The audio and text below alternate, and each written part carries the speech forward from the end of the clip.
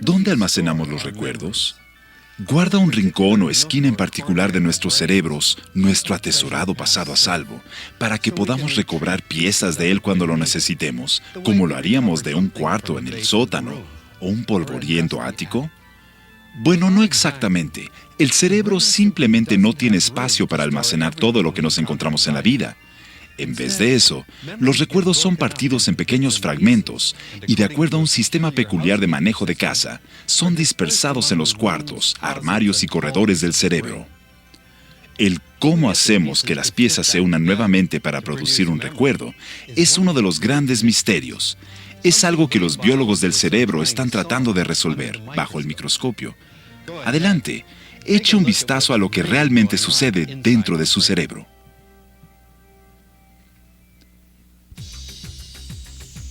Mientras usted ve este programa, miles de millones de células en su cerebro están intercambiando pulsos eléctricos y químicos a una velocidad asombrosa.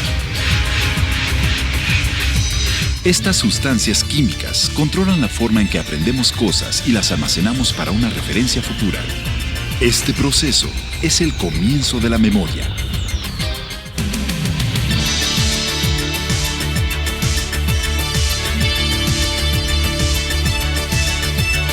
El cerebro, el universo dentro de nosotros.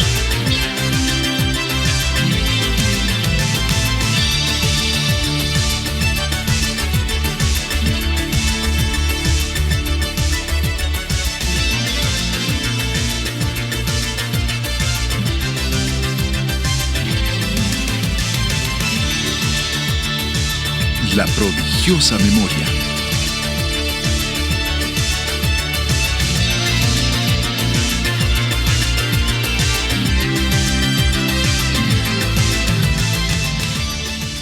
En la Universidad de Washington, en San Luis, los investigadores están empleando una máquina TEP de exploración para hacer mapas del curso de la memoria en el cerebro mientras almacenamos información. En este experimento, el sujeto memoriza una lista de palabras. Luego, los científicos le muestran únicamente las primeras 3 letras de las mismas palabras. Al pedirle que recuerde la palabra completa, ellos pueden ver qué partes del cerebro utiliza ella para recordar. White.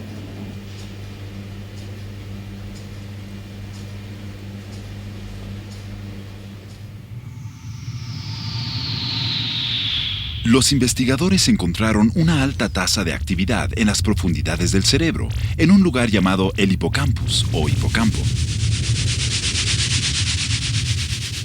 Es el nombre en latín del caballito del mar, al cual se asemeja en su forma.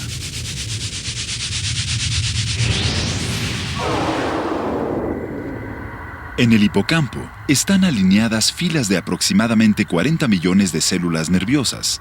Estas células ayudan a almacenar la información de nuestros sentidos en la memoria. Por ejemplo, cuando memorizamos la cara de alguien, la dividimos en formas simples.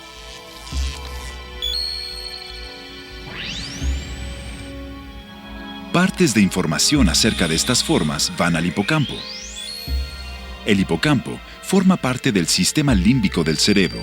Entre sus funciones, el sistema límbico también nos da nuestras emociones.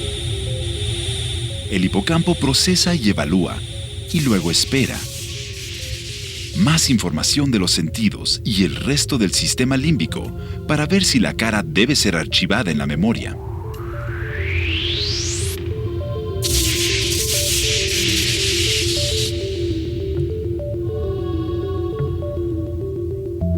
Aquí, con este barrido TEP amplificado por computadora, usted puede ver el cerebro trabajando. La información nueva corre instantáneamente a través del hipocampo.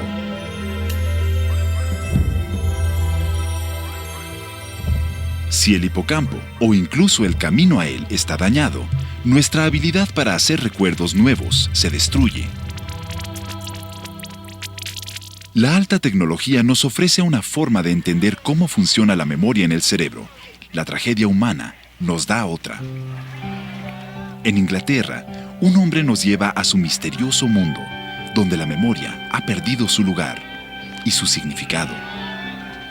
Para el ojo no entrenado, Jeremy Cuss podría pasar por un joven inteligente común. Verlo más de cerca revela una vida devastada.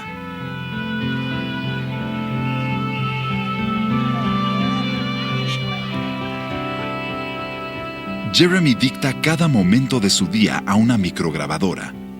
Sin ella, él no tendría idea de lo que sucedió hace una hora, incluso hace unos minutos.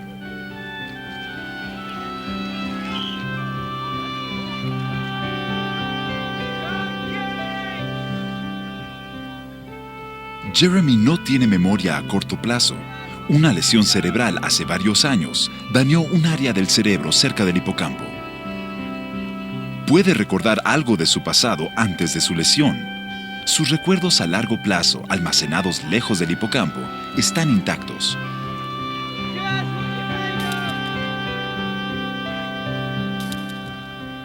Simplemente no puede depositar nuevos, no puede añadir a su pasado.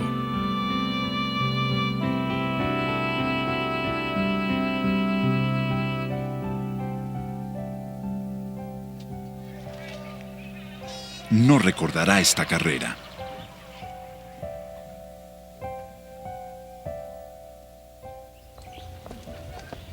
Jeremy, que tiene 27 años, vive solo. Para mantener su independencia, ha tenido que adoptar una rutina disciplinada de mantenimiento de registros diario.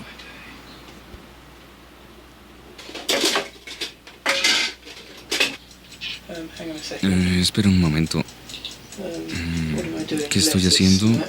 Lechuga. No, eso es para el arroz. Si no escribe lo que preparó el día anterior, Jeremy cocina lo mismo 2 veces. Necesita tomar nota de lo que come. Fue suficiente, sí. Era un hombre musculoso. Se conservaron los recuerdos a largo plazo y también la percepción de sí mismo. Él sabe quién es. Conoce a la gente en esta comida. Son viejos amigos y él los recuerda. El señor Poppins me dijo que les Sí, escribiera. así es él. Ya deberían saberlo.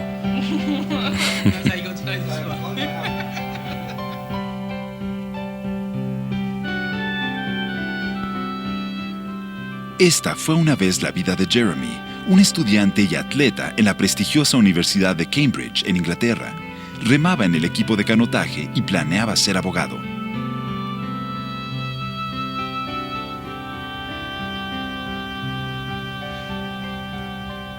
Su vida cambió para siempre cuando perdió su memoria a corto plazo. Ahora, vive una existencia de momento en momento. ¿Qué sentiste?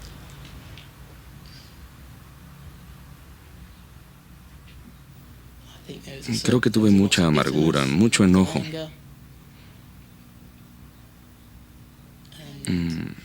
Sí, y mucho. Lo diré otra vez. Creo que tuve mucha amargura. Porque no pude ser abogado. Me preocupó qué más iba a hacer en el futuro.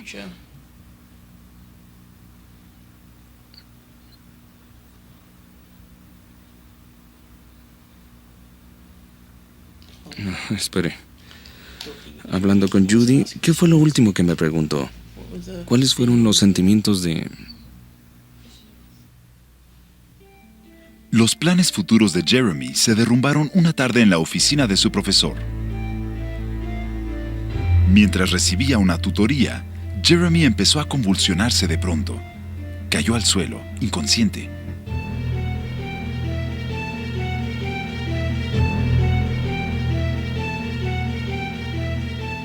Un vaso sanguíneo se había reventado en el cerebro de Jeremy. Un fuerte derrame dañó el camino hacia el hipocampo.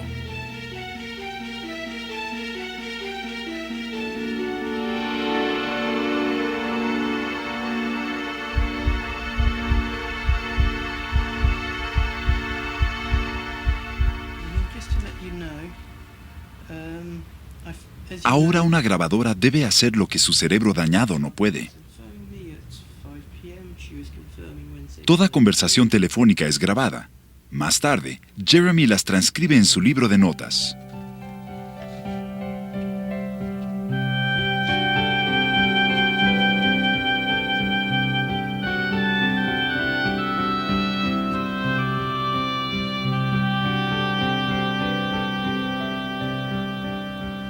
Jeremy guarda apuntes meticulosos de sus amigos, lo que les gusta y no les gusta, y conversaciones que han tenido.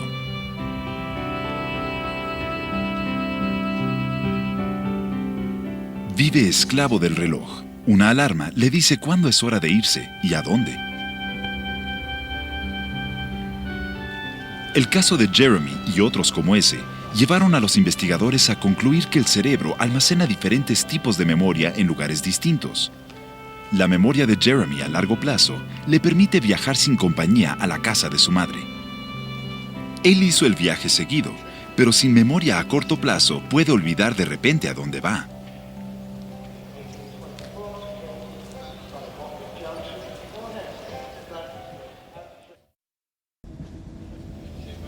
¿Cómo es que Jeremy puede recordar lo antiguo, pero no lo nuevo?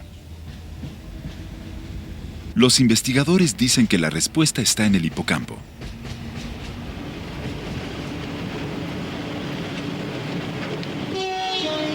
Profundo dentro del lóbulo temporal, el hipocampo es un depósito temporal para paquetes de información nueva. Un paquete de material podría ser retardado aquí horas, días, incluso años antes de ser cambiado a un almacenamiento permanente. Para entender cómo, necesitamos mirar más detenidamente la manera en que trabajan las células nerviosas del cerebro. Esto es lo que sucede primero. En el cerebro y a lo largo del sistema nervioso, neuronas especiales convierten lo que vemos, olemos, oímos y tocamos en señales eléctricas. Estas señales viajan por las largas y cableadas fibras entre las células nerviosas. Las fibras son la red de comunicación del sistema nervioso. En la punta de cada fibra hay sacos redondos que contienen sustancias químicas llamadas neurotransmisores. Los sacos descansan a un lado del pequeño espacio, 50 veces menor que 1 milímetro. Llamado la sinapsis, separa a una neurona de la siguiente. Los neurotransmisores son la forma en que las células se comunican a través de este espacio.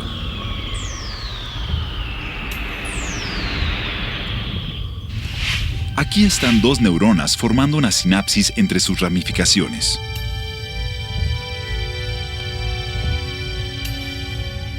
Si mira con atención, en la terminación de la neurona superior, verá los sacos de los neurotransmisores.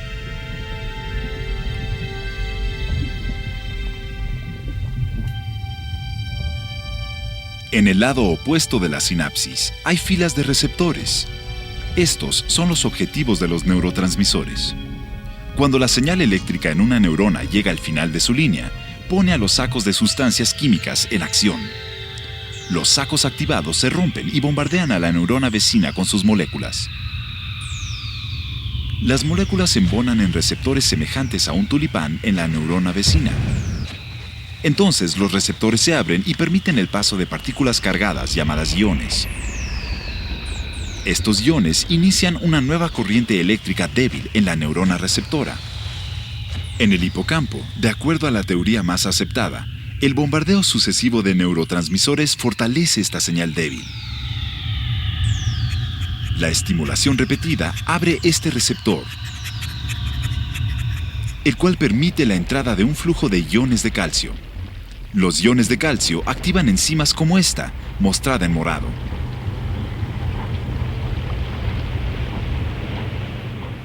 La enzima activada se mueve alrededor de la célula, desencadenando una serie de reacciones mediadas por otras enzimas.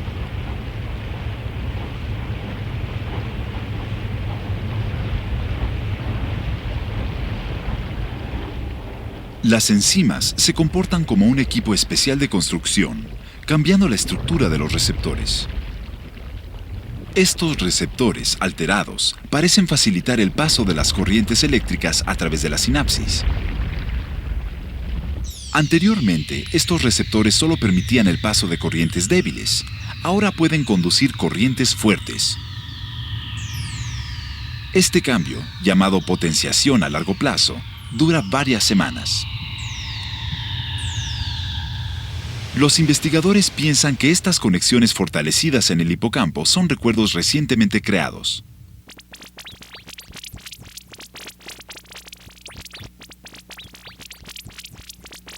Finalmente, la memoria necesita ser transferida a un almacenamiento permanente.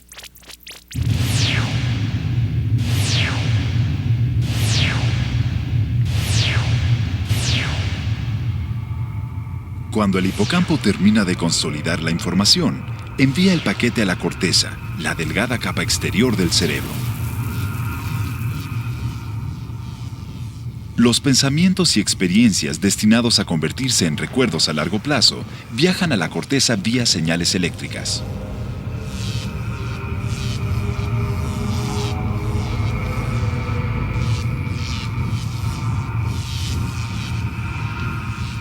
Los recuerdos no son almacenados intactos. En vez de ello, son partidos en fragmentos y distribuidos por toda la corteza.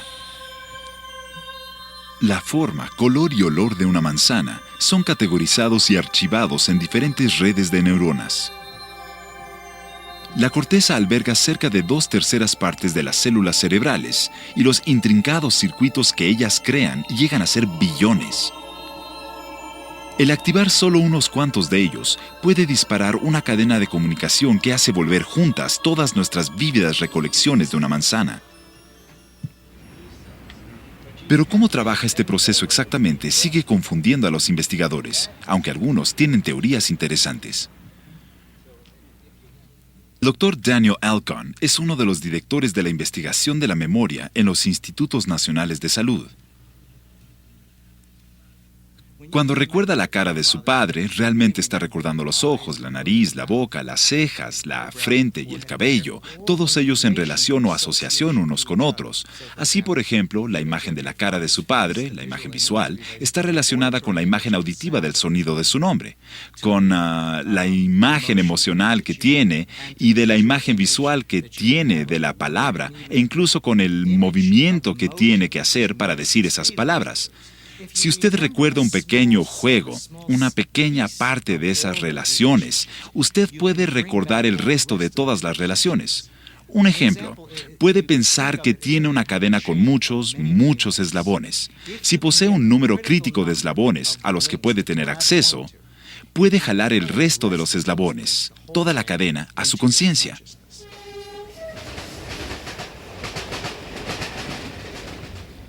Si Jeremy hubiese perdido también sus recuerdos a largo plazo, se habría parecido a alguien con un caso avanzado de Alzheimer.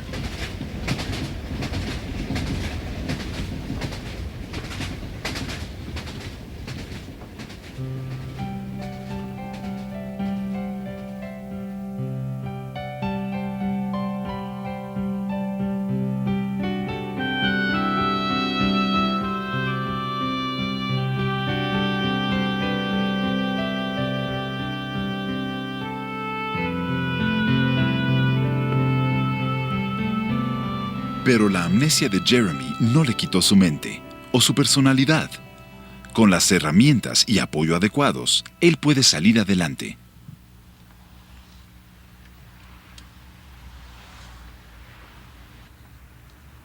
Hola, Jeremy. Me da gusto verte.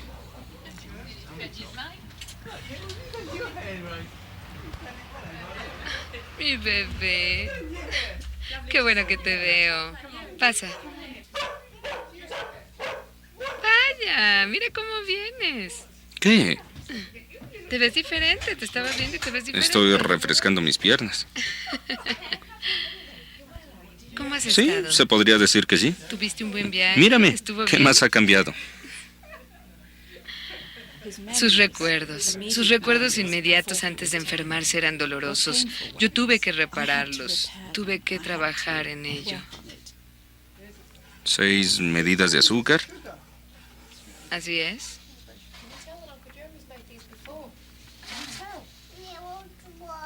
Tu abuelita siempre tuvo que tener mucho cuidado de que... Tu tío no se quemará. Tu tío Jeremy no se quemara los dedos cuando era pequeño y ayudaba a su mamá a hacerlas. ¿Sabes cuándo sí me quemé? ¿No? ¿Cuándo? Bueno, creo que estaba un día en la casa, o así. ¿Cuándo fue eso? Cuando tenía 11 años me dejaron solo en la casa. Tú estabas fuera y yo estaba haciendo jugo de naranja Sí. caliente para un guiso. Sí. Y puse la tetera y al estirarme a la alacena para bajar el jugo de naranja concentrado, Sí. se me cayó agua hirviendo en el estómago. Yo no me Fue acuerdo de entonces eso. Muy bien, muy bien. Que le hablaste a Abe y le estabas gritando por Sí. teléfono. Ya me Eve acuerdo. Dashlum. Ya me acuerdo. Muy Ah, bien. ¿ya te muy acuerdas? bien. Y mientras los amnésicos, como Jeremy, no pueden grabar cosas específicas como caras, nombre o lugares, pueden aprender ciertos tipos de habilidades, tales como tocar el piano o conducir un automóvil.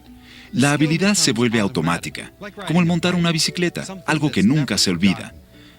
Aunque la diferencia es que mientras nosotros podemos recordar la primera vez que aprendimos a andar en bicicleta, los amnésicos no. Ellos pueden realizar una tarea, pero no tienen recuerdos de haber aprendido a hacerlo. Jeremy puede aprender aún ciertas habilidades, las cuales son almacenadas en la memoria sin la ayuda del hipocampo. La memoria de las habilidades requiere otras partes del cerebro, incluyendo el cerebelo.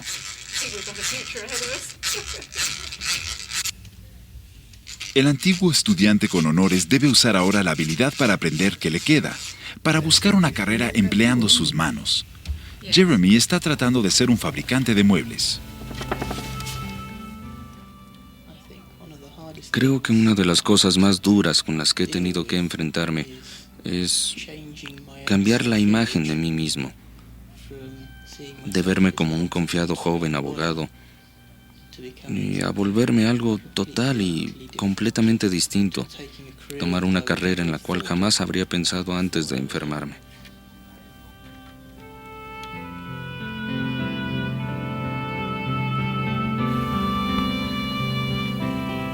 En las noches, él escribe para capturar su día.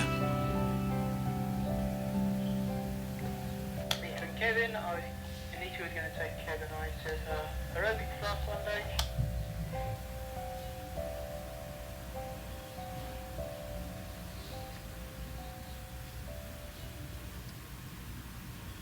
Luego la almacena a salvo en libros de apuntes, grabando sus pensamientos, actividades y emociones.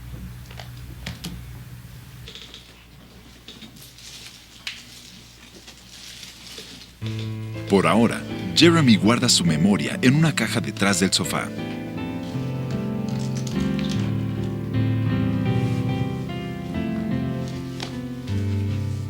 Sus diarios van atando sus días para darle continuidad en un mundo de momentos volátiles.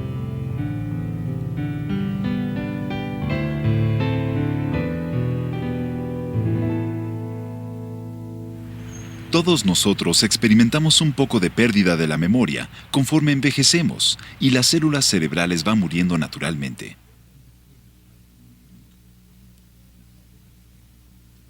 Las células mueren porque los vasos sanguíneos del cerebro, las pequeñas líneas de vida que portan oxígeno y combustible, van empeorando en su trabajo conforme vamos envejeciendo.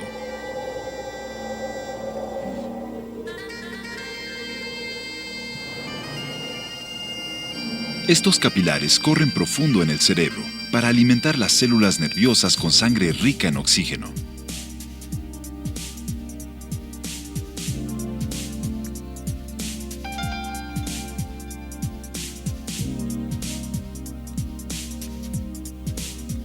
Con el paso del tiempo, el diámetro de un vaso sanguíneo se constriñe, reduciendo el flujo de células sanguíneas.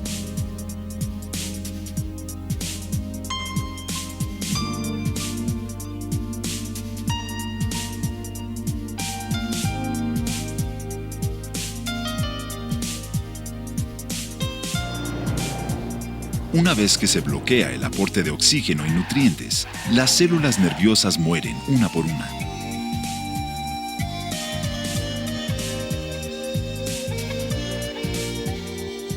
Las bajas son muchas en el área crucial del hipocampo.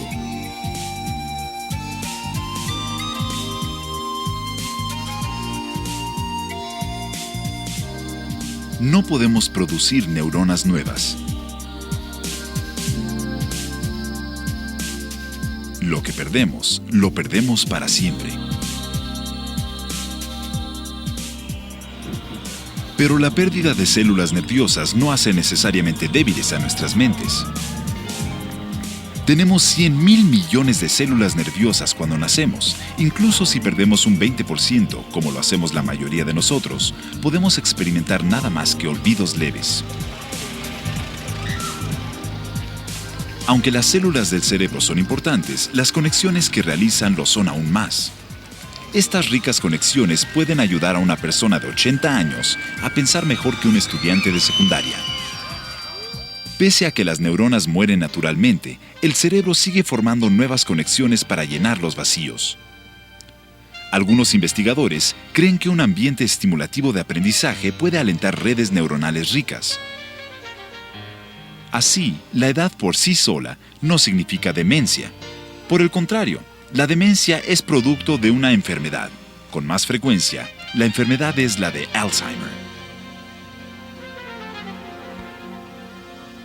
Durante mucho de la historia humana, la enfermedad de Alzheimer destruyó la mente en una relativa oscuridad. Pero en esta casa, hace unos 100 años, un médico alemán inició un esfuerzo por entender este temido mal.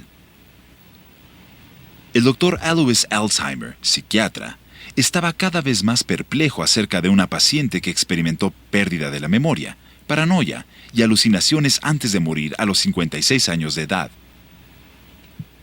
Alzheimer disectó su cerebro. Al mirar en el microscopio, halló señales de la enfermedad que llevaría su nombre. En su diario, describió cómo el cerebro de la paciente estaba salpicado con extrañas marañas de neuronas enfermas.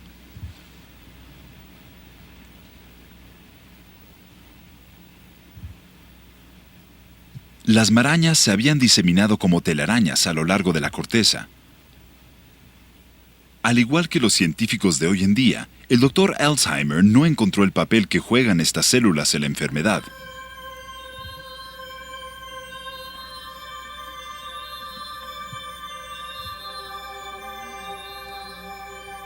¿Qué pasa realmente en el cerebro de una víctima de Alzheimer? ¿Qué hace que las neuronas mueran tan rápidamente?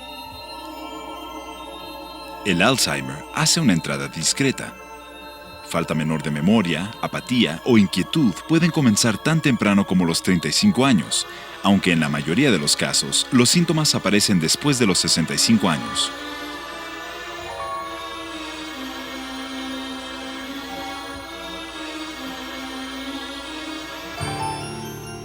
Uniéndose en la lucha contra el Alzheimer están estas improbables antagonistas, las hermanas de la Escuela de la Orden de Notre Dame. Ellas han decidido donar sus cerebros a la ciencia.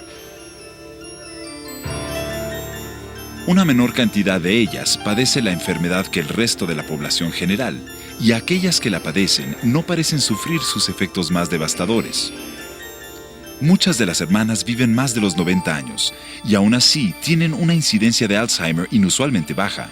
El Dr. David Snowden en la Universidad de Kentucky quiere saber su secreto.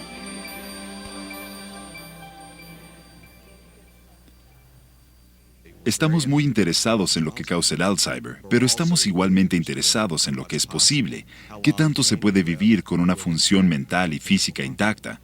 Es decir, si existen estándares para el envejecimiento, existen en lugares como este convento.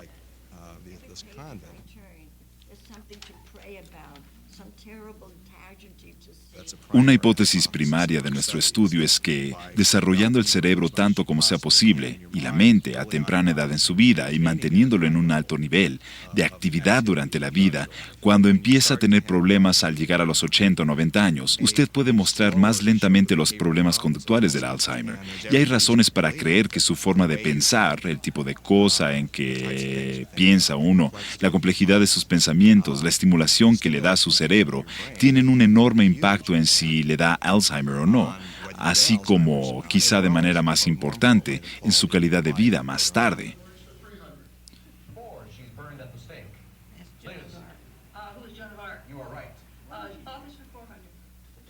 Si el jugar a las cartas y hacer crucigramas y el leer ayudará a las células cerebrales a ramificarse y retoñar, no lo sabemos de seguro.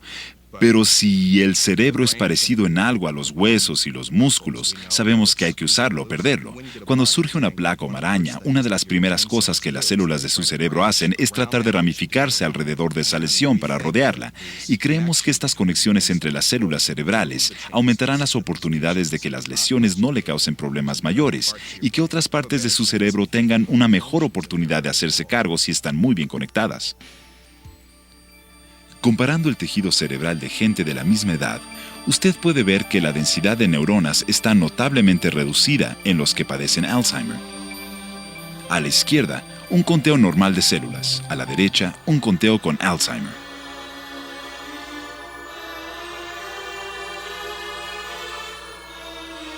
Los agujeros y recesos muestran dónde la enfermedad se ha comido el tejido. El cerebro pesa solamente 450 gramos, un tercio de lo que un cerebro normal.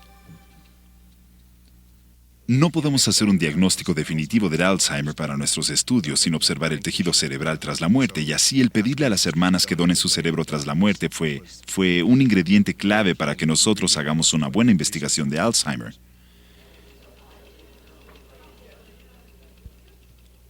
Esto que les pedimos es algo muy personal. La personalidad está codificada en el cerebro. La habilidad de tocar, de comunicarse, de amar, está codificada en el cerebro, y eso es lo que lo hace un órgano tan personal. Pero por otro lado, eso es lo que hace al Alzheimer una enfermedad tan terrible, ya que daña a nuestra humanidad. Así que creo que cuando lo ven desde esa perspectiva, es que están deseosas de hacerlo. Parte de lo que las hermanas, de la información histórica que estamos usando, es lo que las hermanas han escrito. Todo es de principios de siglo, cuando ellas tenían 20 años, unas semanas antes de tomar sus votos y se convirtieran en hermanas formalmente. Nos impresionaron mucho los contrastes y los diferentes estilos para escribir. Nací en la agitada metrópolis de Nueva York, en la brillante y soleada mañana de primavera del 23 de abril de 1906. Así que si tienes muy buena memoria y puedes escribir oraciones complejas acerca de muchas ideas que tenías cuando eras niño, eso significa que quizás más tarde, cuando tienes 90, cuando empiezas a tener los delirios del Alzheimer, puedes ser más lento en mostrar los problemas conductuales del Alzheimer, porque tienes una gran reserva de memoria o reserva cerebral, así que puedes perder una poca.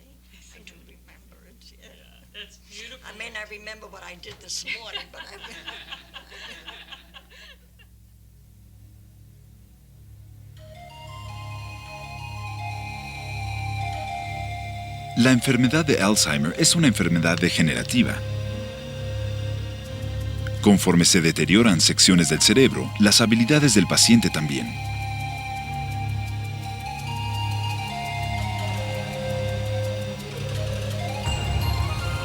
Primero, el número de neuronas en el hipocampo baja dramáticamente.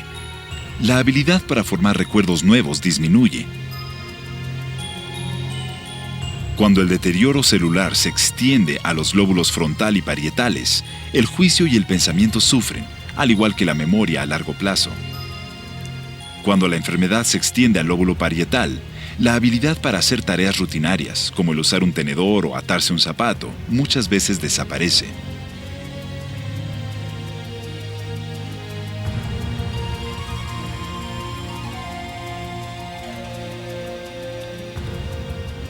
Las imágenes agrandadas por computadora muestran áreas donde la actividad cerebral se cierra.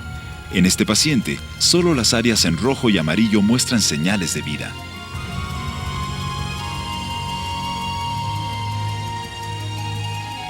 A la izquierda, el nivel de actividad de un cerebro humano sano.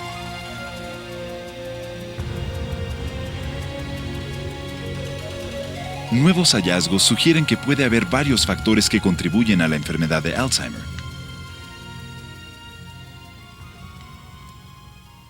La mayoría de los síntomas resultan de niveles bajos de una sustancia química llamada acetilcolina, o ACH, un neurotransmisor crítico para la memoria y el aprendizaje.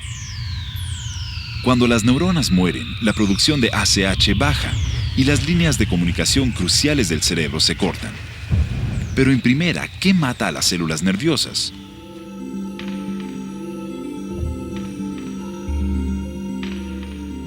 La evidencia sugiere que las proteínas halladas en las víctimas de Alzheimer pueden de hecho dar la señal al sistema inmunológico del cuerpo para que se ataque a sí mismo.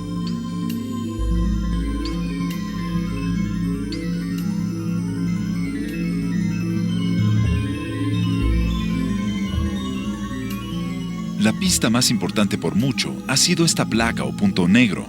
Consiste principalmente de un fragmento de proteína pegajosa llamada beta-amiloide. Aunque tenemos beta-amiloide en nuestros cuerpos, grandes acumulaciones de la proteína en el cerebro son características del Alzheimer.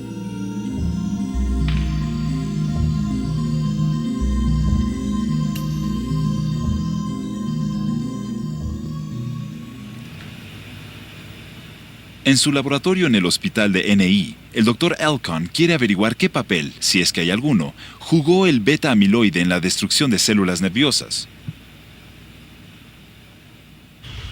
Él está estudiando el potasio, uno de los iones cruciales para iniciar los impulsos eléctricos en la sinapsis.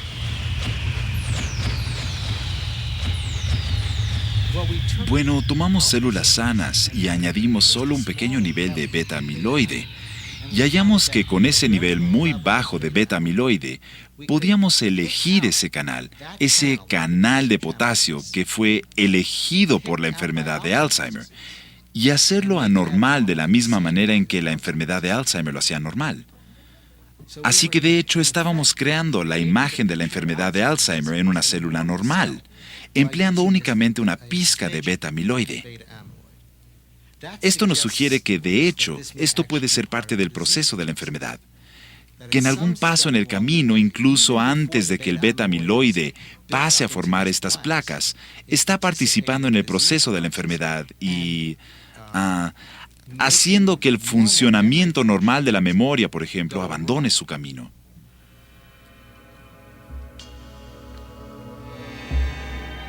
Se han implicado no menos de 4 genes defectuosos en la acumulación de beta-amiloide.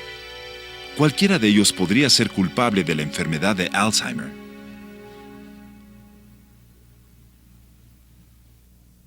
O sea, por desgracia no va a ser como decir sí es el aluminio o sí es el mercurio o lo que sea. Es probable que sea una enfermedad multicausal. Es quizá un poco los genes, un poco de tu dieta, un poco de tu historia social, lo que jugará un papel en el que te dé Alzheimer o no. El Dr. Elkon y sus colegas están trabajando en una prueba cutánea simple para diagnosticar el Alzheimer en sus etapas tempranas. Bueno, desarrollamos la prueba para la enfermedad de Alzheimer con una hipótesis acerca de cómo funciona. La enfermedad no está afectando solamente células nerviosas, sino que afecta a muchas células en el cuerpo. Así, por ejemplo, vimos en células de la piel, vimos en células sensitivas en la nariz, y lo que hallamos es que ciertos canales en particular no existían en absoluto, no estaban funcionando en los pacientes con Alzheimer. Esto sugiere que de hecho podríamos tener una base para el diagnóstico en el laboratorio. El diagnóstico en las clínicas de Alzheimer tiene una precisión de un 80 a 90%, pero requiere numerosas visitas durante un periodo prolongado de tiempo. Una prueba nueva podría probar ser una herramienta promisoria. El diagnóstico temprano significaría que los investigadores podrían cambiar su enfoque y encontrar maneras de retrasar o incluso bloquear la enfermedad antes de que se haga el daño.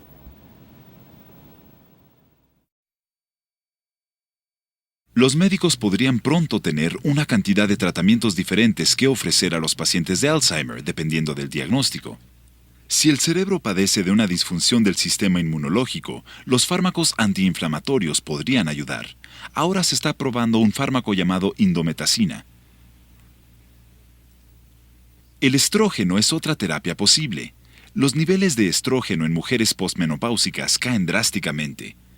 Una investigación reciente sugiere que esta caída de estrógeno puede afectar las funciones mentales. El estrógeno parece promover la producción de esta sustancia química en el cerebro crucial para la memoria, la acetilcolina o ACH. Si los niveles de estrógeno decaen, los niveles de ACH pueden caer también.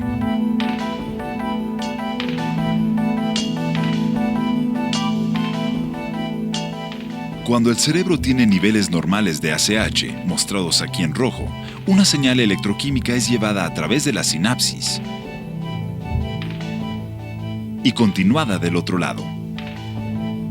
Si caen los niveles de ACH, un número insuficiente de moléculas se unen a los receptores en la siguiente neurona y la señal no es renovada.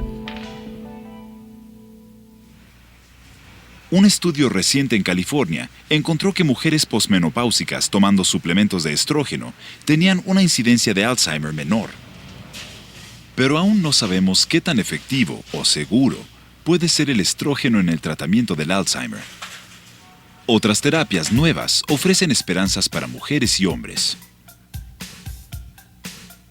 Las industrias farmacéuticas están viendo varias maneras de aumentar la producción del cerebro de la sustancia química para la memoria, la ACH. Una medicina, la THA o tacrina, paraliza las enzimas que destruyen la ACH. La THA es el único fármaco aprobado por la Food and Drug Administration para el tratamiento del Alzheimer. Para algunos pacientes del Alzheimer, la THA parece producir resultados efectivos, aunque temporales. No es una cura.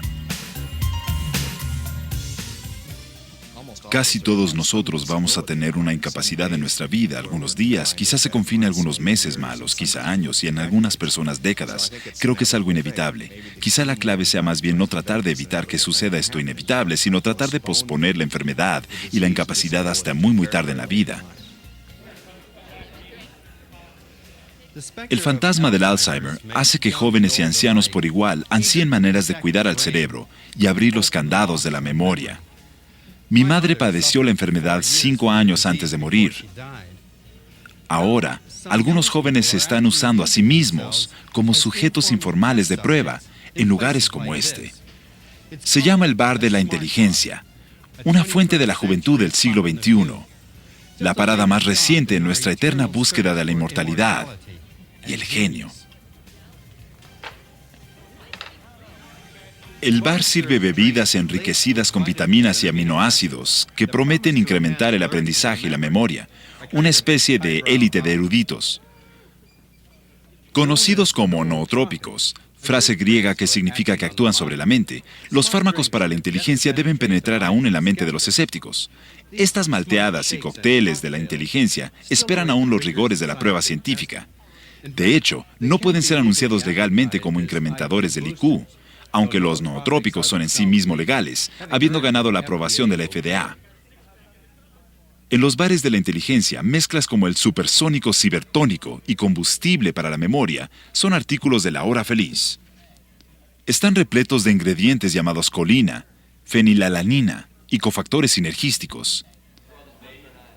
Las bebidas para la inteligencia son un derivado de su contraparte más científica, las medicinas para la inteligencia, las cuales solo puede prescribirlas su médico. Aún no sabemos si las medicinas para la inteligencia mejoran la vida de los pacientes que sufren de demencia. La Food and Drug Administration sigue tratando de determinar qué efectos logran realmente. Por ahora, deberá bastar con bebidas como el ponche cuántico y el destapador de cabezas. Por mucho tiempo, los secretos de la memoria estuvieron más allá del alcance de la ciencia, eludiendo siempre a los más diligentes investigadores. Pero ahora parece que estamos llegando a alguna parte. Como sea, yo entiendo mejor el por qué puedo recordar el nombre de mi maestra de primer grado, pero no recuerdo dónde estacioné el automóvil. Pero si queremos averiguar realmente cómo reensamblan las redes neuronales en el cerebro las partes de mi pasado, o lo olvidan completamente, la ciencia puede ofrecer introspecciones más duraderas. Los investigadores trazan mapas de estas redes neuronales conforme se ramifican, forman enlaces y se conectan de maneras asombrosas. Apenas empezamos nuestra búsqueda de la memoria. Soy David Suzuki. Ahora en busca de mi automóvil. Para el Discovery Channel.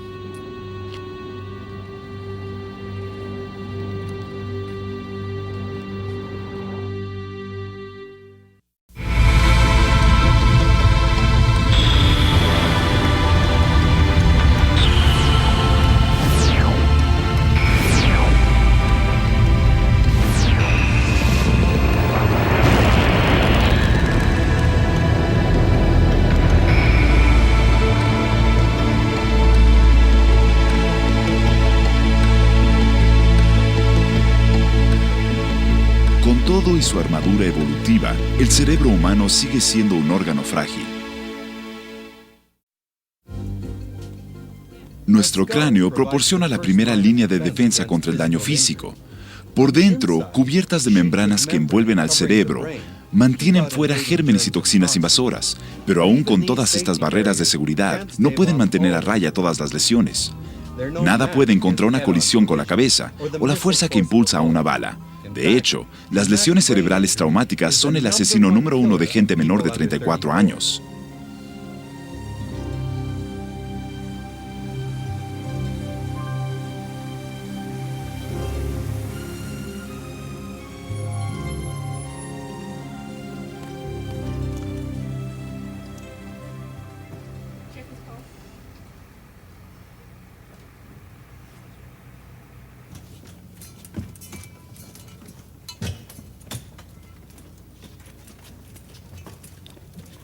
Hay un dicho que emplean los médicos: toca el cerebro y ya nada es igual. Cuando una lesión, una embolia o una enfermedad afectan al cerebro, las vidas cambian profundamente.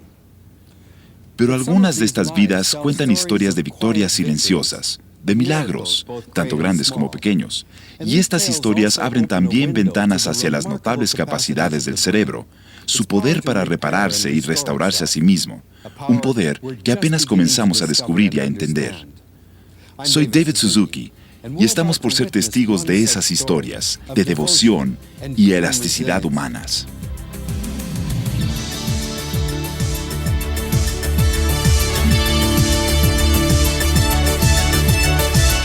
El cerebro, el universo dentro de nosotros.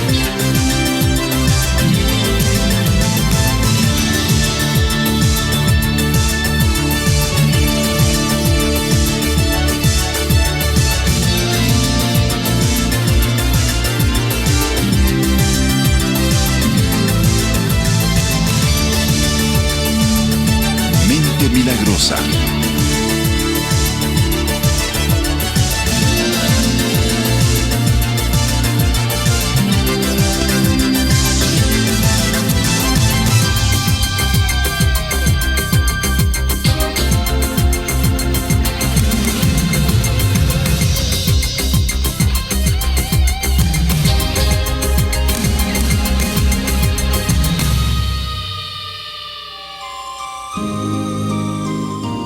En el Japón, diarios con una longitud de 1000 páginas son los esfuerzos de un hombre por explicarse un accidente cerebrovascular que cambió su vida marital. Hace 9 años, mi esposa sufrió un colapso con un accidente cerebrovascular. Su corazón se paró por unos minutos y casi sufrió muerte cerebral. Ella estuvo 2 meses en coma. Para aquel entonces, nuestros hijos estaban grandes y yo acababa de retirarme en mi trabajo. Esperábamos pasar mi retiro juntos. El accidente cerebrovascular sucedió cuando justo estábamos comenzando nuestra vida nueva. Lo que encuentro misterioso acerca de la enfermedad de mi esposa es que tras todos estos años, ella se ha vuelto casi una hija para mí, una niña que sigue creciendo. ¿Qué tanto se va a recuperar?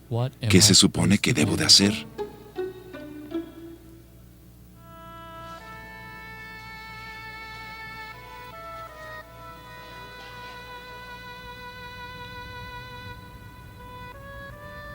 Aquí, en Hanamaki, marido y mujer pasan sus días en el hospital de la ciudad.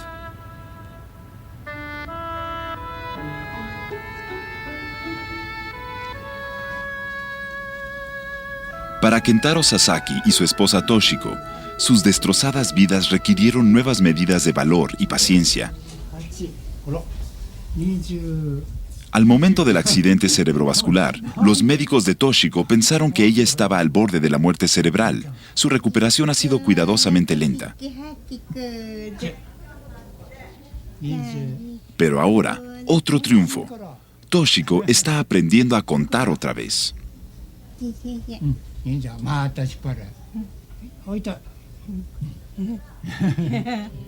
A lo largo de los años, desde que Toshiko se enfermó, su marido ha estado a su lado. Es él quien ahora atiende las necesidades diarias de ella, preparando las comidas y ayudando a alimentarla y a bañarla.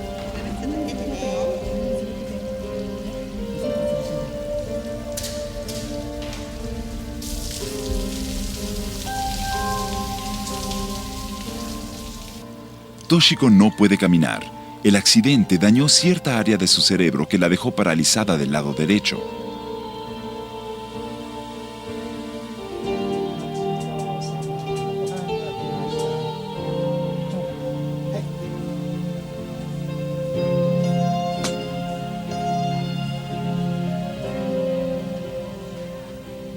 Incluso las tareas más simples son ahora agotadoras.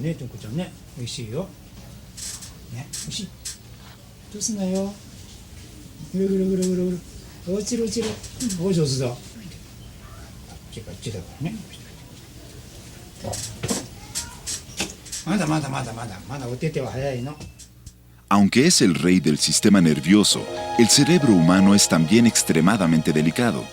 Para funcionar adecuadamente, requiere de mucha sangre, más que cualquier otra parte del cuerpo.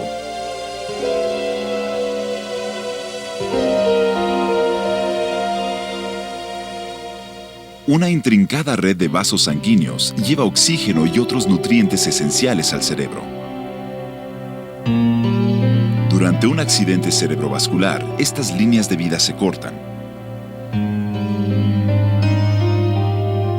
Cuando se detiene el flujo sanguíneo, toma solo unos cuantos minutos para que las células nerviosas o neuronas mueran.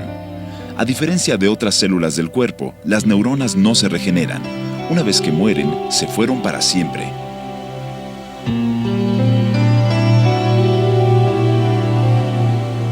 Este es un barrido de TAC del cerebro lesionado de Toshiko.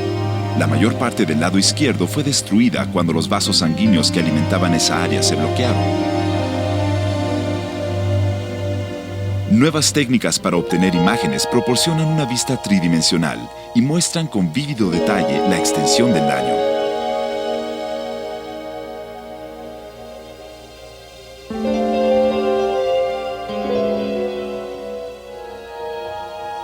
Un accidente cerebrovascular hace más que destruir tejido, cierra vastas áreas de redes de comunicación del cerebro. Estas redes se componen de neuronas que intercambian información empleando impulsos de electricidad.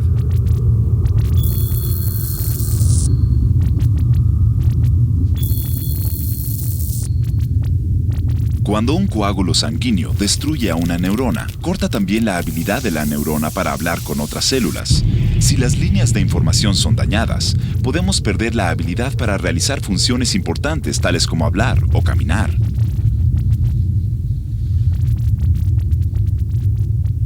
Pero el cerebro, según resulta, sigue siendo elástico. Incluso frente a una lesión catastrófica, las neuronas sanas pueden hacerse cargo de algunas de las responsabilidades de las células dañadas o muertas.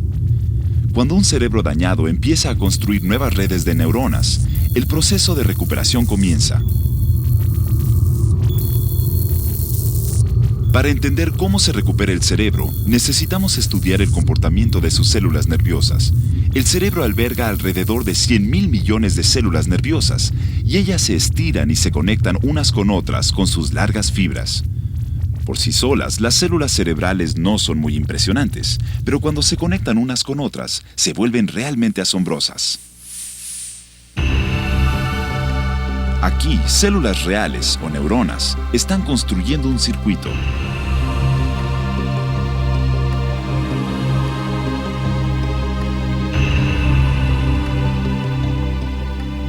Una por una, las neuronas forman conexiones entre sí, creando vastas cadenas de redes de comunicación. La fenomenal cantidad de conexiones, asombrosas en su intrincación y complejidad, finalmente llegan a ser billones.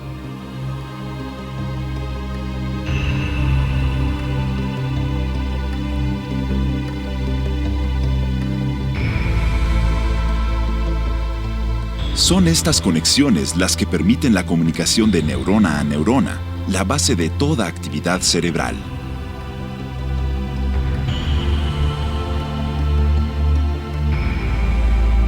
Las neuronas se hablan unas a otras en un proceso de 2 pasos, empleando electricidad y química.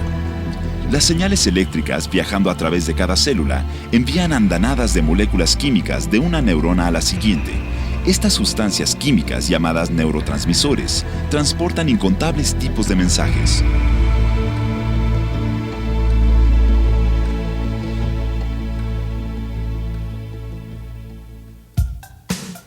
Las redes neuronales del cerebro se extienden por el resto del sistema nervioso en el cuerpo. Esto permite al cuerpo alimentar al cerebro con un flujo constante de información acerca del medio que lo rodea. Lo que el cuerpo registra de su lado derecho entra del lado izquierdo del cerebro. El cerebro izquierdo controla también el movimiento del lado derecho.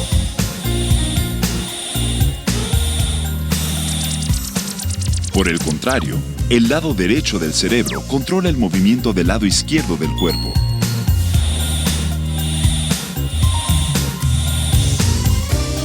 Otras secciones del cerebro están delegadas también a otras tareas. Esta área cubre la visión. Esta franja maneja el tacto. Esta, el movimiento. El habla viene de las áreas mostradas en amarillo y anaranjado.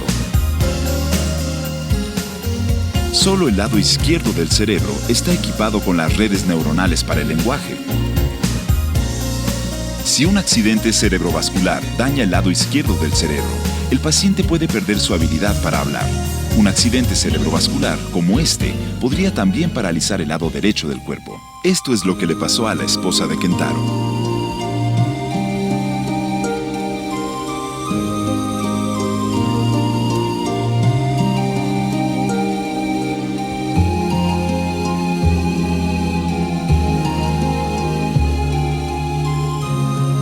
Kentaro ha estado graficando el progreso de su esposa durante ya casi 10 años.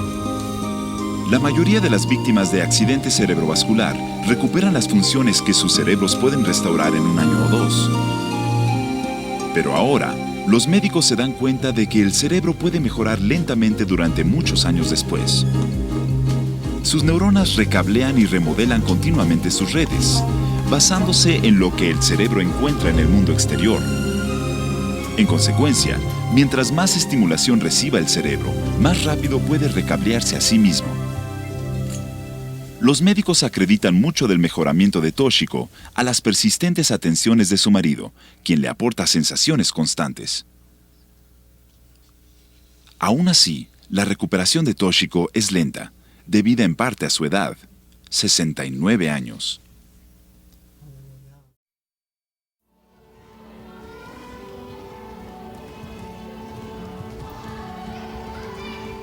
Cuando somos más jóvenes, nuestros cerebros son mucho más elásticos. Se pueden adaptar y responder a información que entra del medio con la velocidad del rayo.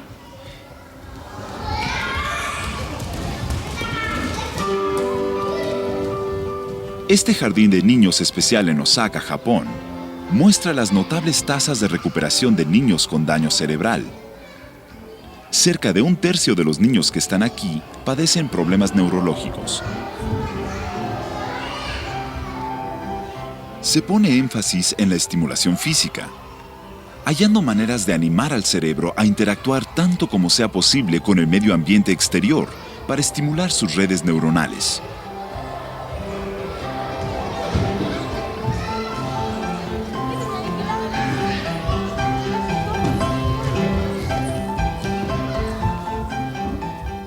Los resultados son algunas veces asombrosos.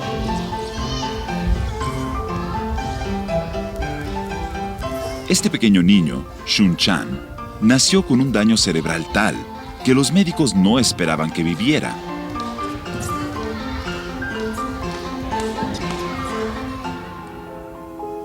Esta es una imagen de TAC del cerebro de Shun. Las únicas partes de su cerebro que funcionan están resaltadas en amarillo. La cavidad oscura muestra la extensión del daño. Le faltan las áreas dedicadas normalmente a la vista, el oído y el movimiento. Aún así, Shun puede caminar, ver y oír. Las partes sanas de su cerebro, aquellas redes neuronales que aún funcionan normalmente, se han hecho cargo de estas tareas. El Dr. Kogure es un neurólogo que se especializa en la restauración del cerebro. Él ha estado observando este proceso en los niños del jardín de infantes.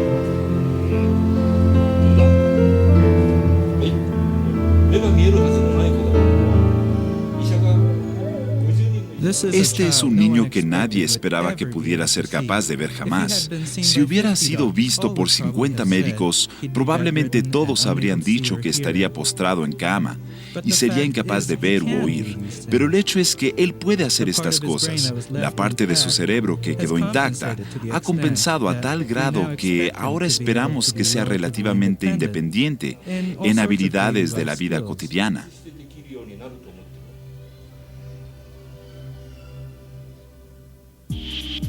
La razón para la milagrosa recuperación de Shun Chan puede yacer aquí, en la parte más antigua del cerebro, llamada el tallo cerebral.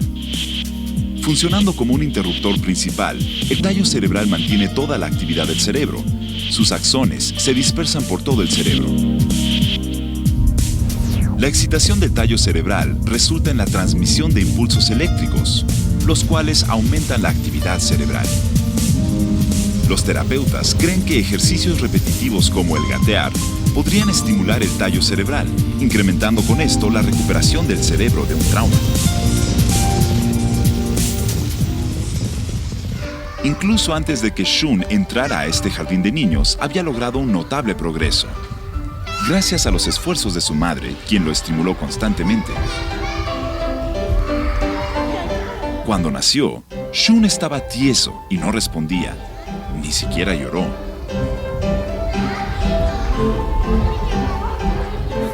Pronto, después del nacimiento de Shun, su madre le dio masaje por todo el cuerpo cada día durante periodos prolongados, llamándolo por su nombre. Ella lo tomaba de las manos, lo animó a tocar objetos que estaban calientes o fríos, lo expuso a diferentes colores y olores de flores y alimentos.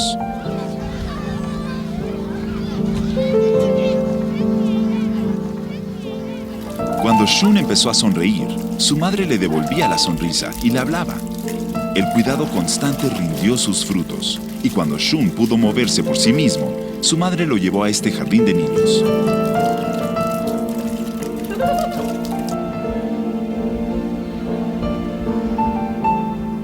Shun continúa progresando, una prueba notable de la elasticidad del cerebro joven.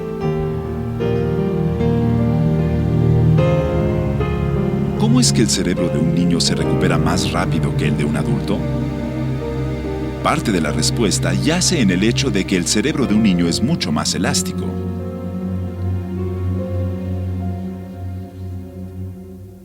Estas tomas microscópicas muestran neuronas jóvenes a la izquierda y otras más viejas a la derecha.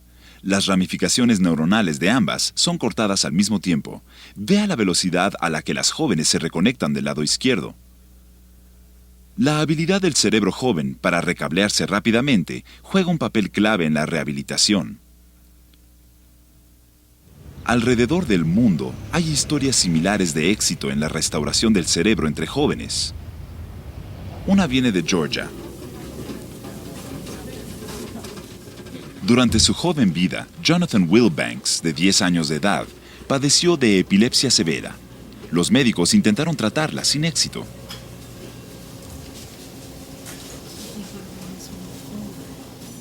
Hace 3 años, como último recurso, los cirujanos extirparon la mitad izquierda del cerebro de Jonathan para detener los ataques que amenazaban su vida.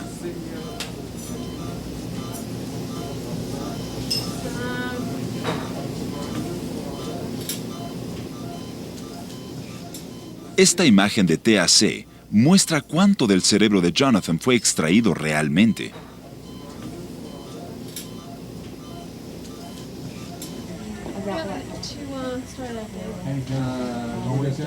Después de la cirugía, Jonathan ya no podía hablar.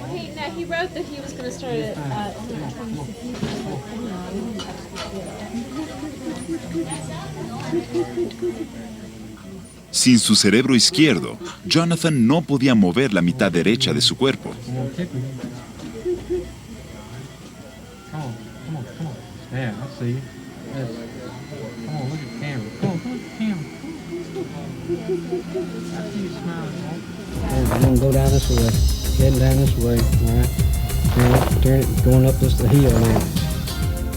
Este es Jonathan hoy en día. Han pasado 3 años desde la operación. Mucho de su parálisis ha desaparecido. Puede asir incluso con su mano derecha. Al mirar a este energético niño de 13 años en acción, es difícil imaginar que le falta el lado izquierdo de su cerebro.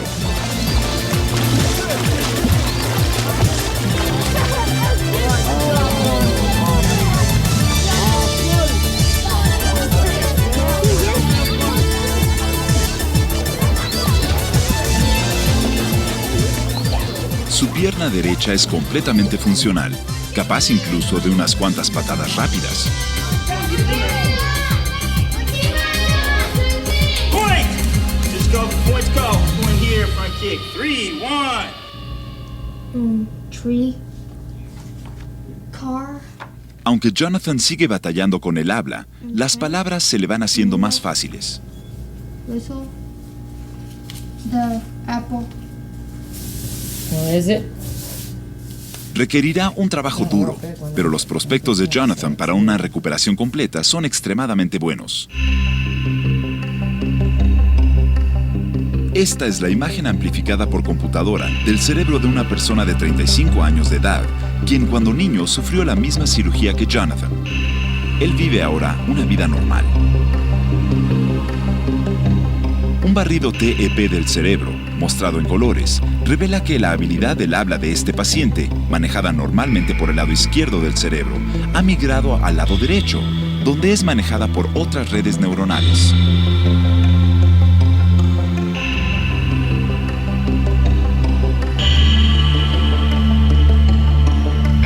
Cuando el cerebro sufre una lesión, se desatan varios sucesos biológicos que permiten al órgano empezar a repararse a sí mismo.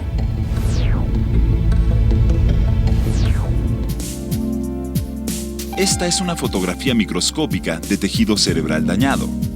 Los hoyos son creados por células especiales de limpieza que eliminan los desechos de tejido muerto. Este proceso es realizado por los macrófagos, mostrados en azul, y los astrocitos, realzados en anaranjado. Juntas, estas células preparan el terreno para la restauración. Esto es lo que sucede dentro del cerebro. Estas son neuronas normales con impulsos eléctricos viajando a través de ellas. Luego de sufrir un daño, las neuronas azules a la derecha son destruidas. Los impulsos ya no son transmitidos. Los primeros en llegar a la escena son los macrófagos, quienes consumen el tejido dañado.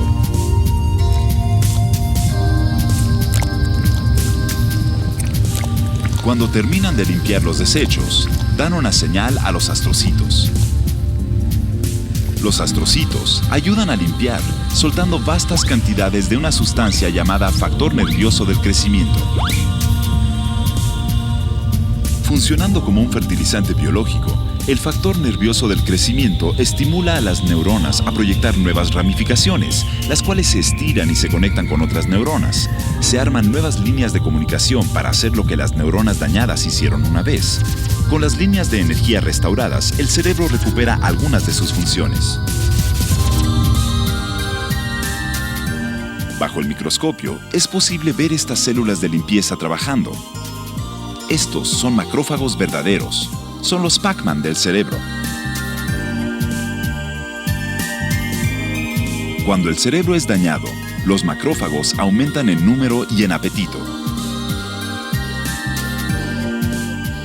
Luego de que las células consumen el tejido dañado, se acumula líquido en los espacios vacíos que quedaron. Las neuronas pueden entonces extender sus ramificaciones dentro de estos espacios para reconstruir las redes.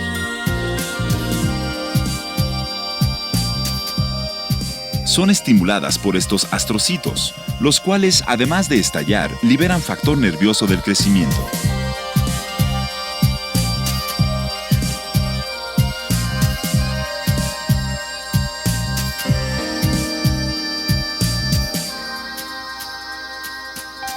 Bajo el microscopio, es posible ver los dramáticos efectos del factor nervioso del crecimiento. Se añadió la sustancia a las neuronas de la derecha. Los axones están creciendo rápidamente. La restauración de la función del cerebro comienza con este nuevo crecimiento. Algunos investigadores especulan que el factor nervioso del crecimiento ayuda a explicar las interconexiones flexibles del cerebro. Una visión como esta, de neuronas emitiendo fibras y estableciendo nuevas conexiones, desmantela nuestras nociones previas acerca de la inactividad del cerebro y su carácter de interconexiones rígidas.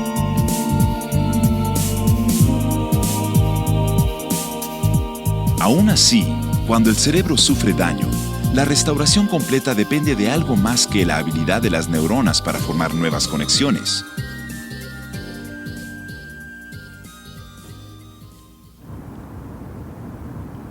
La investigación demuestra que algunas veces, cuando el cerebro está reconstruyendo sus redes dañadas, los cables neuronales se cruzan por error.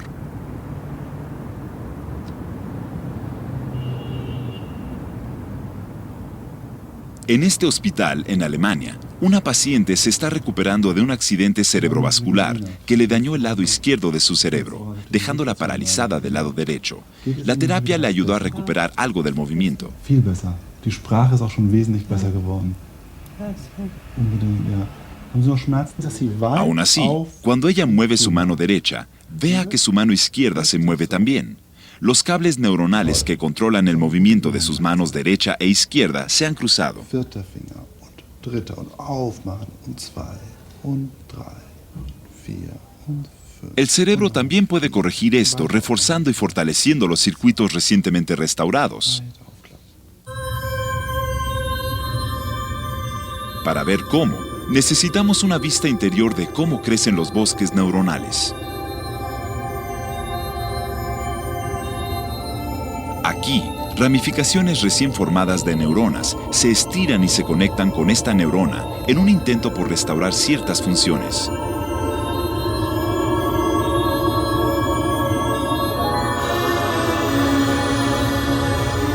Antes de la lesión, solo una neurona en particular disparaba su señal a esta.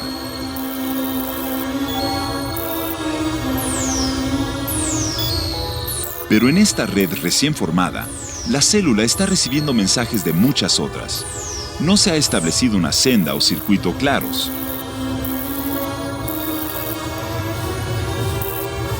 En consecuencia, la información es confusa y débil.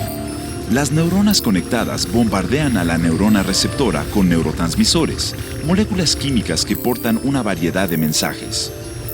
Lo que tenemos, comprensiblemente, es una red confusa.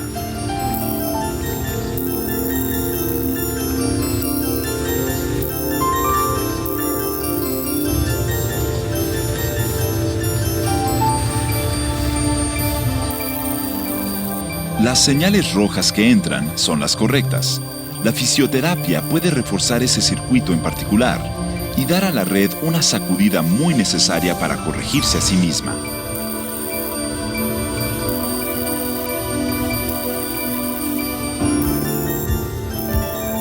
Ahora, la neurona receptora está empezando a recibir una señal más fuerte y clara del circuito rojo, mientras que las otras neuronas continúan enviando sus señales débiles en azul.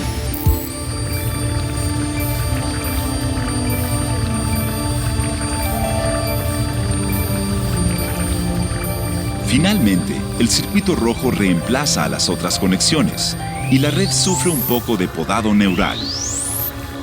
Las conexiones débiles son suprimidas, mientras que las fuertes se arraigan más firmemente.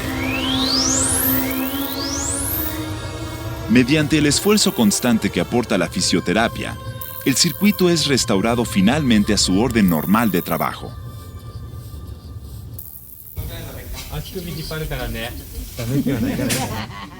Para Toshiko, su largo viaje hacia la recuperación comenzó a solo unos meses después de su accidente cerebrovascular, cuando empezó a sentir dolor en el lado derecho de su cuerpo.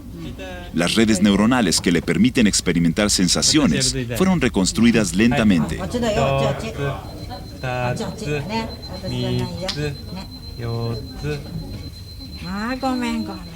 Ahora está tratando de adquirir movimiento en su lado derecho.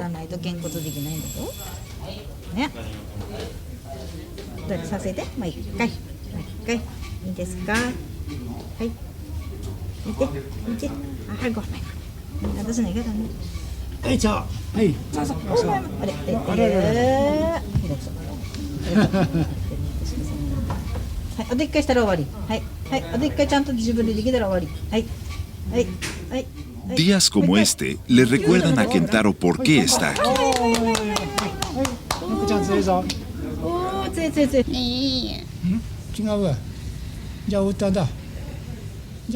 Pero a veces el progreso es frustrantemente lento.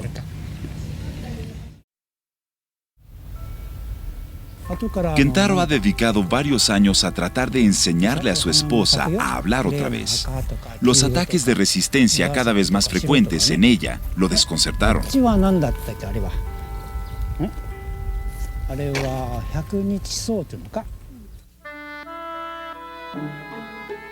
En sus diarios, Kentaro expresó la sensación de que Toshiko había entrado en una etapa de rebeldía, que ella simplemente actuaba como lo haría un adolescente.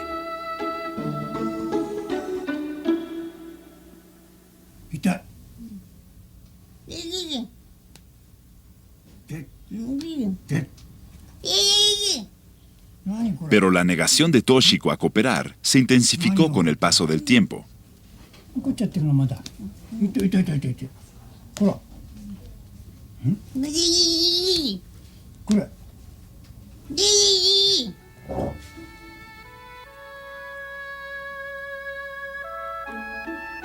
Finalmente, Kentaro buscó a alguien que pudiera explicar el comportamiento de su esposa.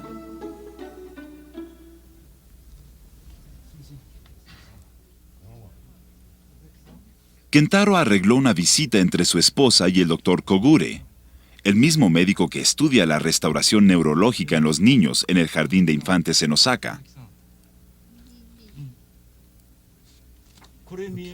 ¿Puede ver esto? ¿Qué tal esto? ¿Qué tal acá? ¿Y qué tal por acá? Sí lo puedes ver. ¿Se siente bien? ¿Cómo se siente?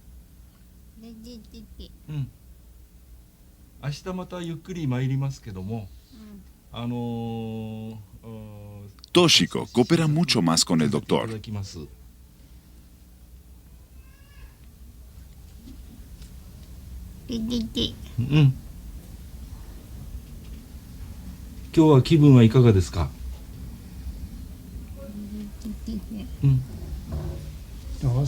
Ella parece guardar toda su frustración solo para su marido.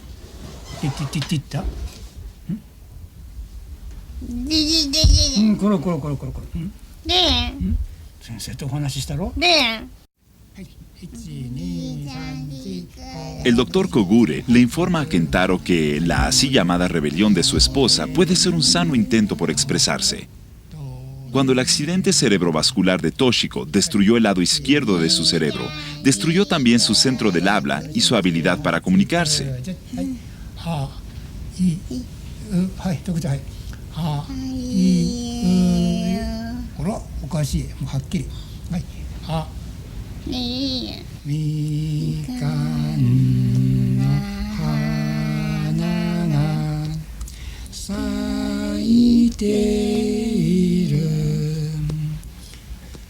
Toshiko se frustraba más y más con Kentaro porque él trataba de enseñarle cosas que requieren el uso del cerebro izquierdo. El doctor Kogure aconsejó a Kentaro que en vez de eso apelara a su cerebro derecho mediante habilidades como el canto. Los gestos y expresiones faciales de Toshiko mientras canta son la manera de comunicarse de su cerebro derecho.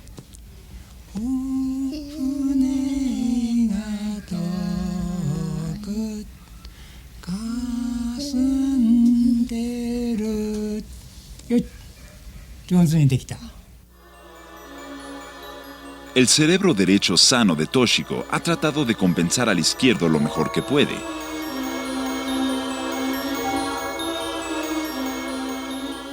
En esta imagen de barrido TEP, los colores blanco, amarillo y rojo indican niveles altos de actividad cerebral.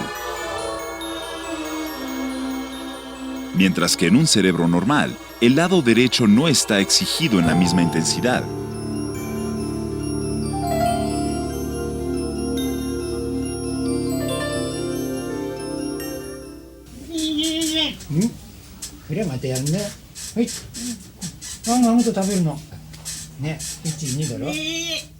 En vez de emplear palabras, Toshiko emplea diferentes sonidos para transmitir sus pensamientos.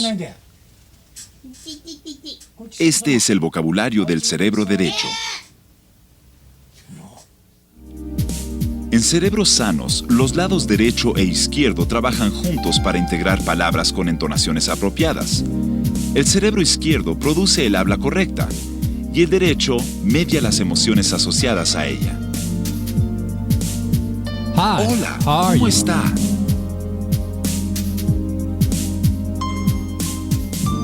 Las palabras producidas solo con el cerebro izquierdo serán inteligibles, pero sonarán planas o indiferentes. Hola, ¿cómo está? A la inversa, si solo el lado derecho está involucrado, entonces el lenguaje se oirá como un galimatías, aunque las emociones que lo acompañan pueden ser reconocibles.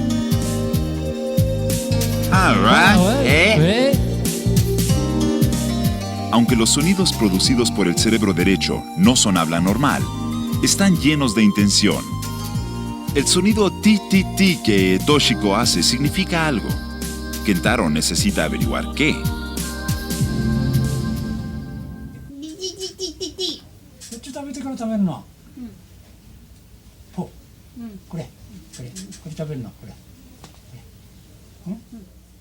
Estos ademanes y los sonidos que los acompañan permitieron a Toshiko desarrollar su propio vocabulario.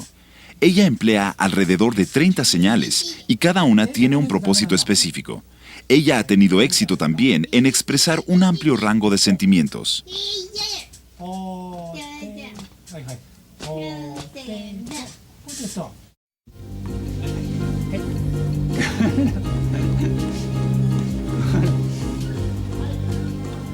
Sin embargo, no todos los días son productivos.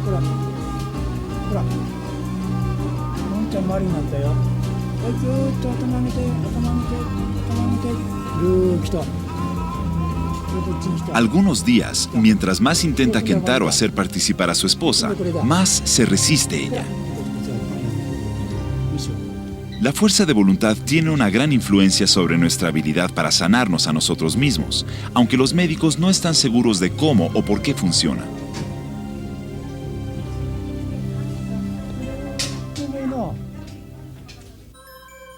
Ahora, los investigadores creen que la respuesta puede estar en el tallo cerebral. El tallo cerebral es nuestro sistema de soporte de vida. Controla el ritmo cardíaco y la respiración.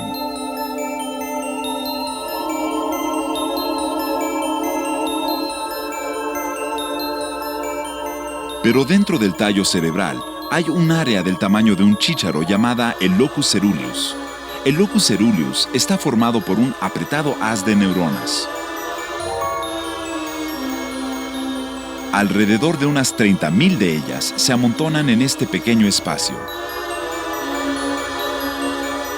La influencia de esas neuronas se extiende a lo largo de todo el cerebro, ya que sus largas fibras forman caminos de comunicación que forman espirales.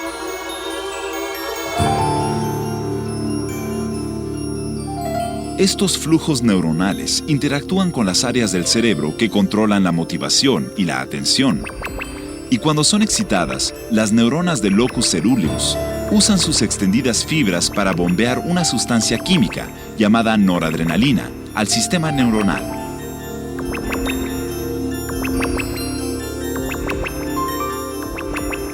La noradrenalina incita a los astrocitos amarillos a soltar factor nervioso del crecimiento y otras sustancias químicas similares para promover la regeneración.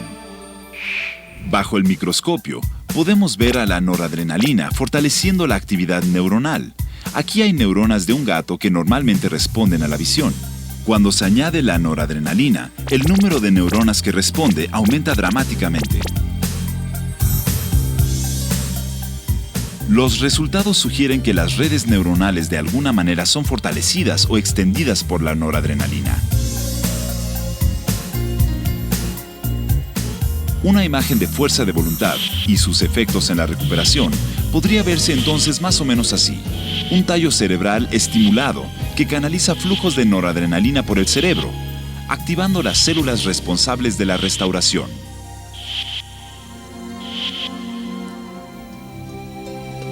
El ambiente de un paciente puede afectar profundamente la motivación. Las víctimas de lesiones cerebrales traumáticas muestran con frecuencia una poderosa necesidad de volver a su mundo familiar para recuperar los pedazos de un pasado perdido. En sus diarios, Kentaro escribió haber vuelto a visitar sus lugares favoritos con su esposa.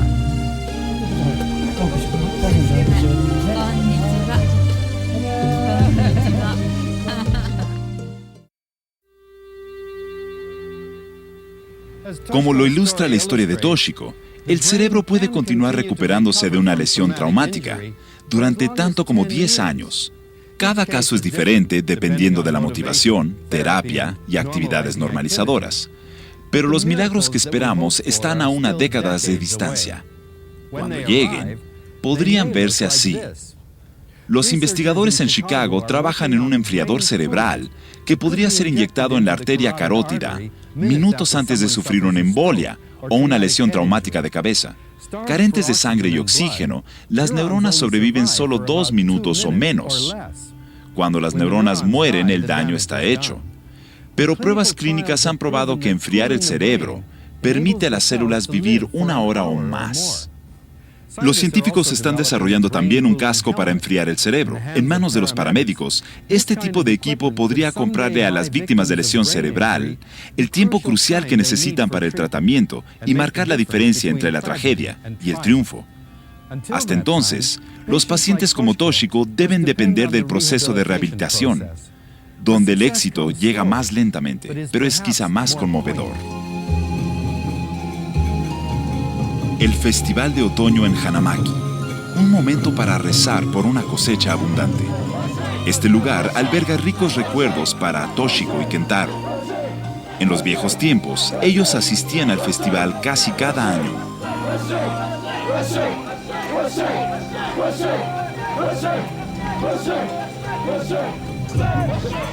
En la tradición de sus ancestros, los bailarines celebran una temporada de abundancia, abriendo el camino a un nuevo ciclo de crecimiento.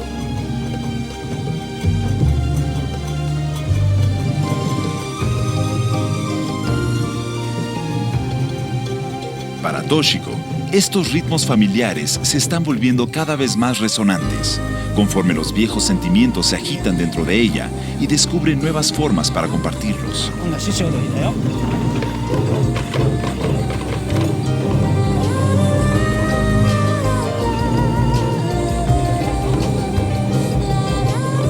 Una anotación reciente en el diario de Kentaro dice: he hecho todo lo posible para enseñar a mi esposa, pero ahora estoy empezando a preguntarme, ¿quién es el alumno y quién el maestro? Eso ya no está muy claro siempre.